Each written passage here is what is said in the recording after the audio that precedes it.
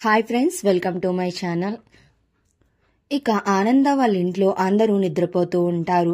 ఇక కాంచన, అనన్య అయితే అందరూ నిద్రపోతున్నారని తెలిసి లేచి ఇక కబోర్డ్లో ఉన్న విశాల్ డెడ్ బాడీని అయితే తీసి ఒక బెడ్షీట్లో ఇక విశాల్ డెడ్ బాడీని అయితే మూట కట్టి దానిని కిందకి మోయలేక లాక్కుని వస్తూ ఉంటారు. ఇక అప్పుడే ఆనందకి దగ్గు రావడంతో వాటర్ కోసమని లేచి కిచెన్లోకి వెళ్తూ ఇక అనన్య, కాంచన వాళ్ళనైతే చూసేస్తుంది. చూసేసి ఏంటి ఈ మూట, ఎక్కడికి వెళ్తున్నారు అని అయితే అడుగుతూ ఉంటుంది. ఇవా వదిన గారు, ఇవి బట్టలు ఉతకడానికి తీసుకెళ్తున్నాం అని అంటూ ఉంటుంది. ఇక అయినా నమ్మకుండా ఆనంద అయితే అలా డౌట్గా చూస్తూ ఉంటుంది.